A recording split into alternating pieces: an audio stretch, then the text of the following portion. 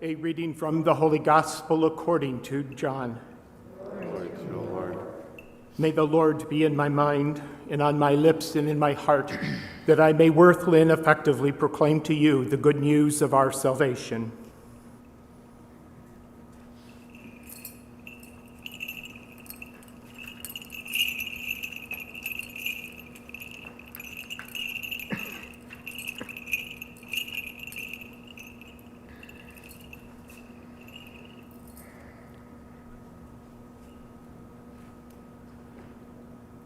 Before the feast of Passover, Jesus knew that his hour had come to pass from this world to the Father. He loved his own in the world, and he loved them to the end. The devil had already induced Judas, son of Simon the Iscariot, to hand him over. So during the supper, fully aware that the Father had put everything into his power, and that he had come from God, and was returning to God, he rose from supper and took off his outer garment. He took a towel and tied it around his waist. Then he poured water into a basin and began to wash the disciples' feet and dry them with the towel around his waist. He came to Simon Peter, who said to him, "Master, are you going to wash my feet?" Jesus answered and said to him, "What I am doing you do not understand now, but you will understand later." Peter said to him, "You will never wash my feet." Jesus answered him, "Unless I wash you, you will have no inheritance with me." Simon Peter said to him, "Master, then not only my feet, but my hands and head as well." Jesus said to him, "Whoever has bathed has no need except to have his feet washed, for he is clean all over. So you are clean, but not all." For he knew the one that would betray him. For this reason he said, "Not all of you are clean." So when he had washed their feet and put his garments back on and reclined at table again, he said to them, "Do you realize what I have done for you? You call me teacher and master, and rightly so, for indeed I am. If I, therefore, the master and teacher, have washed your feet, you ought to wash one another's feet. I have given you a model to follow, so that as I have done for you, you should also do." The Gospel of the Lord. Praise to you, Lord Jesus Christ.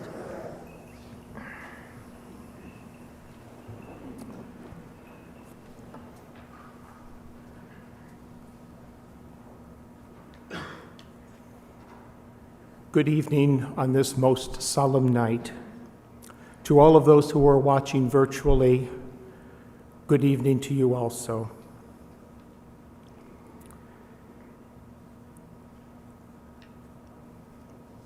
When Steve was playing a responsorial psalm, our communion is a cup of blessing, a communion with the Lord.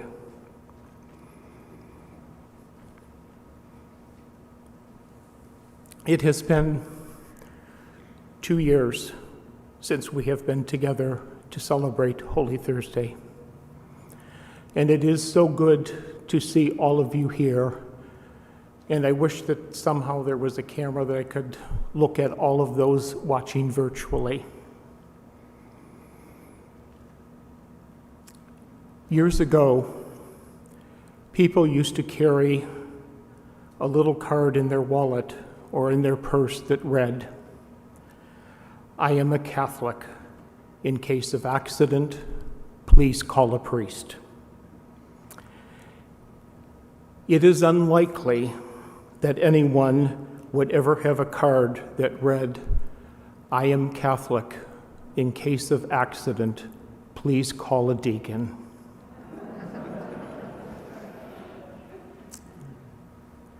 All of you know so well that deacons cannot forgive sins or anoint the sick and the dying. So that the best we could do, if you are in that scenario, is to hold your hand and give you a blessing.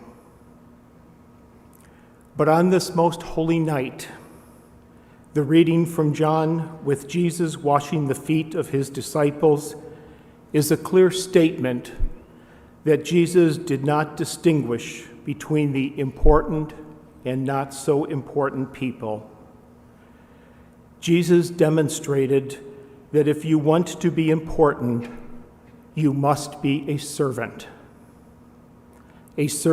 to all. On October 4th, 2003, Cardinal Maida ordained 12 deacons for the church.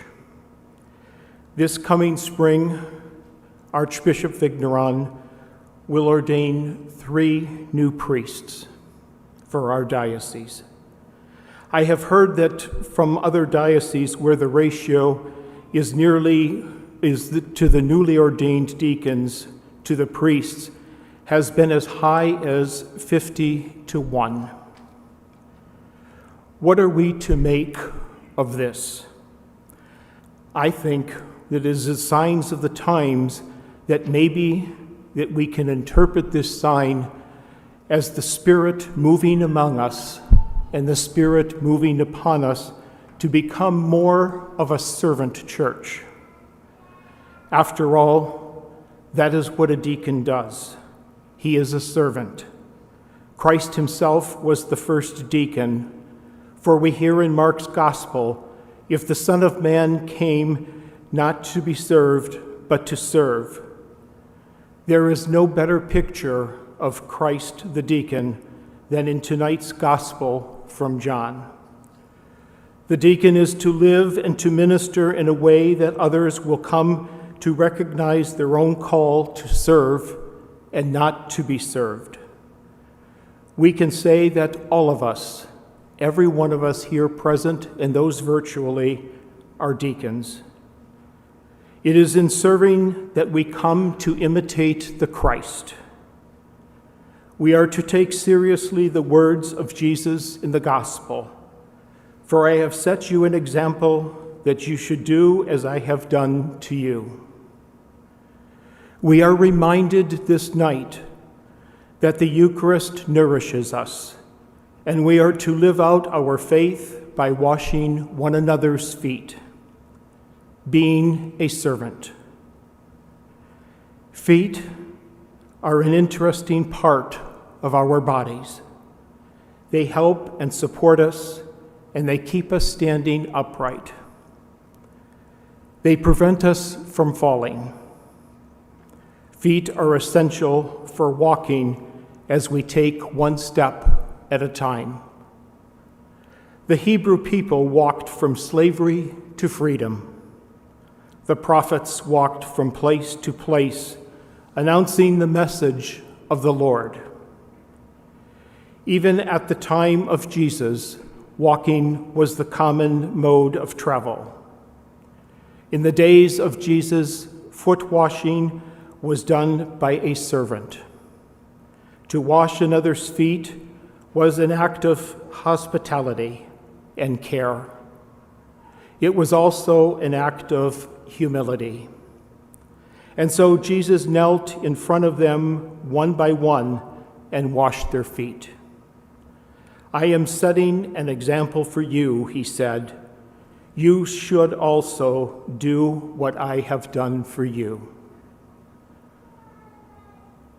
Whose feet have you washed over the years?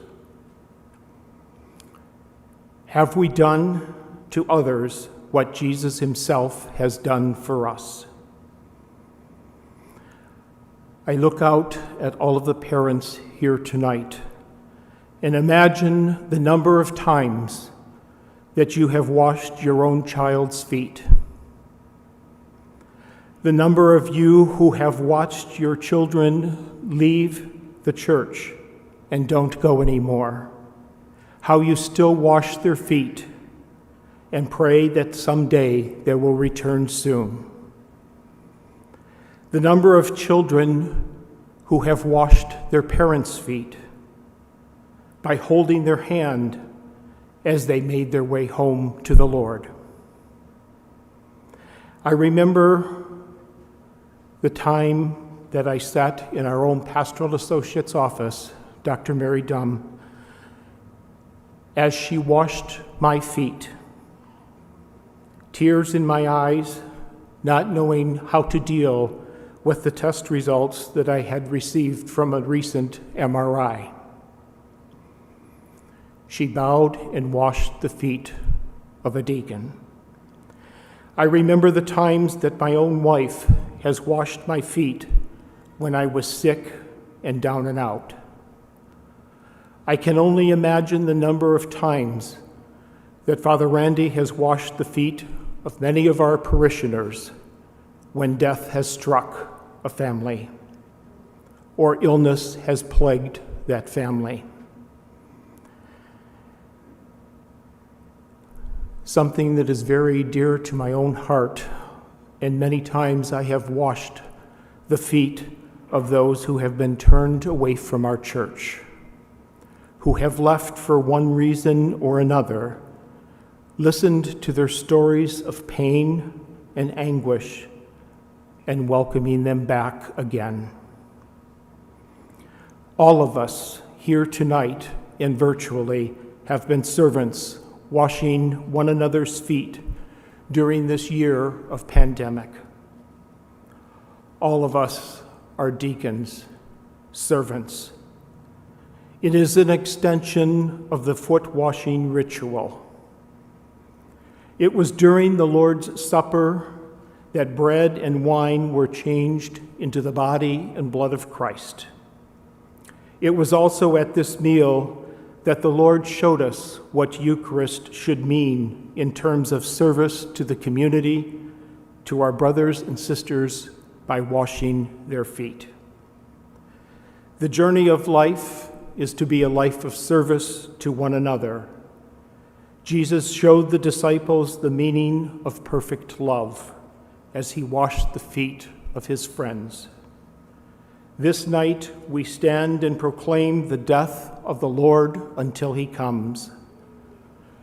This is the feast of friends. This is the feast of freedom.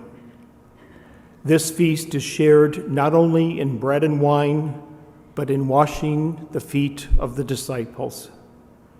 Jesus lays aside his garment and bends before his friends, washing their dirty, worn feet, worn from traveling with him throughout the country. This is the way of liberation. This is the way of freedom and friendship for those who claim intimacy with God in Jesus. We are to bend before one another, washing one another's feet before we sit and eat of the feast of freedom. We must touch the bodies of all those we meet with tender regard, washing, healing, soothing, and being a servant of all. Down on the floor with Jesus, even to the Judases who come to us, the rich and the poor, the Republican or Democrat, the minorities, the old and the young, the gay or those of different races or nationalities. We must learn to wash their feet. This is what friends do. This is what we do for each other.